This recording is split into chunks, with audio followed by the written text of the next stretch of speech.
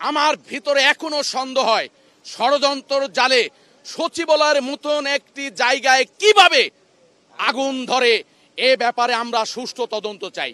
নতুন করে আবার আপনারা দেখেছেন যে একটু আগে এই বিল্ডিংটার জাস্ট পশ্চিম দিকে এবং মাঝখানে এবং এখন পূর্ব দিকে আবার নতুন করে হঠাৎ লেগেছে। এগুলো অলমোস্ট নিয়ন্ত্রণের পথেই আলহামদুলিল্লাহ। আমি তো এখানে এসেছি হয়তো কয়টার দিকে, 3:30টার দিকে, তো 2টার কাছাকাছি সময় আগুন লেগেছে। না, সম্ভবত 1:45টার দিকে আর কি, 1:45 বা এরকম। এটা তো আসলে আমি বলতে পারবো না, এটা ফায়ার সার্ভিসে যারা এক্সপার্ট আছেন ওনারা বলতে পারবেন। শর্ট সার্কিট হতে পারে, ইলেকট্রিক্যাল শর্ট সার্কিট হতে পারে। এখন তো মোটামুটি নিয়ন্ত্রণের দিকে ফায়ার সার্ভিসের টিমগুলো কাজ করে যাচ্ছে। মানে আপনারা যারা ভিতরে ঢুকেছেন তারা হয়তো দেখেছেন মাঝখানে রাস্তাগুলোতে একটু প্যাসেজগুলো কিন্তু একটু ন্যারো না, অন্য সময় যখন ঢুকেছেন দেখেছেন রাস্তাগুলো মাঝখানে একটু ন্যারো আছে। আর ফায়ার সার্ভিসের তো গাড়িগুলো বড় গাড়ি, লম্বা গাড়ি, সুতরাং এগুলো মুভমেন্টে একটু এই জন্য একটু অবস্টেকেলের কোথাও কোথাও একটু সৃষ্টি হয়েছে। তো আশা করা যায় কিছুক্ষণের মধ্যে নিয়ন্ত্রণে আসবে আমার কাছে মনে হচ্ছে, যদি নতুন করে আবার কোথাও না লাগে। হ্যাঁ, আমিও এরকমই জানতে পেরেছি যে 18টায় ফায়ার সার্ভিস বলতে পারবেন আপনাদেরকে, নিশ্চয়ই ওনারা কাজ শেষ করে একটু ব্রিফ করবেন আপনাদেরকে, তখন ডিটেলস জানতে পারবেন।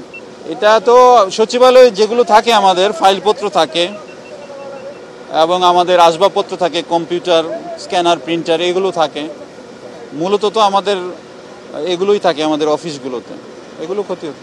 10টা ইউনিট ফিজিক্যালি কাজ করেছে, কারণ এখানে গাড়ি প্রবেশে কিছু সীমাবদ্ধতা আছে। বিশেষ করে বড় গাড়িগুলি ঢুকানো কঠিন ছিল, বাট আমরা আমাদের বড় যে লেডার যেগুলি আছে, এপিএল যেগুলিকে বলি, সেগুলিকে এখানে সামনের গেট ভেঙে আমরা 2টা গাড়ি ঢুকিয়েছি এবং বর্তমানে আমরা আগুনকে কন্ট্রোলে নিয়ে এসেছি। 6, 7, 8, 9 এই 4টা তলায় আগুন ধরেছে এবং বর্তমানে আমরা আশা করছি আর ঘণ্টাখানিকের মধ্যে অগ্নি নির্বাপন সম্পূর্ণ শেষ হবে বলে আমরা বিশ্বাস করি। বর্তমানে আমাদের ফায়ার ফাইটাররা দালানের ভিতরে কাজ করছে এবং প্রতিটা রুম সার্চ করে করে আগুন নিভানোর ব্যবস্থা করেছে এবং মোটামুটি এটা প্রায় শেষের দিকে। আমাদের এই পর্যন্ত এখানে প্রায় 211 জনের একটা জনবল নিয়োজিত হয়েছে এবং একটা দুঃখজনক ঘটনা ঘটেছে, সেটা সকালবেলা যখন ফার্স্ট আওয়ারে এসে আমাদের একজন ফায়ার ফাইটার পানির পাম্প থেকে লাইন সংযোগ করছিল, ওই সময় রাস্তা পার হওয়ার সময় একটা দ্রুতগামী ট্রাক তাকে আঘাত করে এবং তাকে হাসপাতালে নিয়ে যাওয়ার পর ঢাকা মেডিকেল হসপিটালে তাকে মৃত ঘোষণা করা হয়। ইন্না লিল্লাহি ওয়া ইন্না ইলাইহি রাজিউন।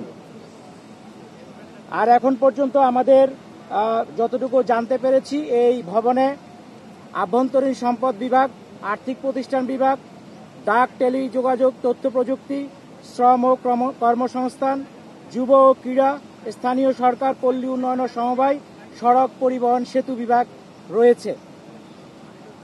আমাদেরকে জানানোর মতো এই পর্যন্ত আপডেট। সম্পূর্ণ শেষ হওয়ার পর আপনাদেরকে ডিটেলস একটা আমরা আপডেট দিতে পারবো। সবাইকে অনেক অনেক ধন্যবাদ।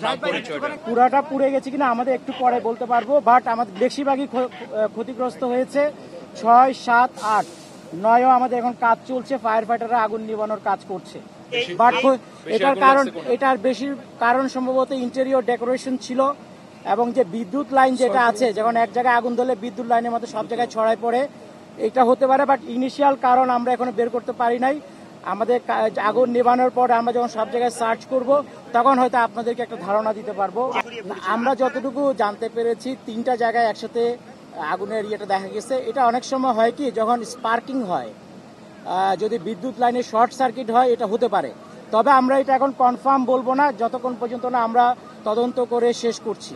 বাট এটা হতে পারে, এটা অবশ্যই হয়েছে, এটা আমরা বলবো না। বাট এটা যদি শর্ট সার্কিটের বিষয় থেকে থাকে এবং একই লাইনে হয়ে থাকে তাহলে এটা হতে পারে না। এখন পর্যন্ত শুধু একটা হতাহতের ঘটনা আপনাকে বলেছি যে সকালবেলা দুঃখজনকভাবে আমাদের একজন ভিতরে এখন পর্যন্ত আমরা পাই। হ্যাঁ, জি, ওটা আমাদের ফায়ার ফাইটার, ও পা কেটে গেছিল, ওটা সিরিয়াস কিছু না।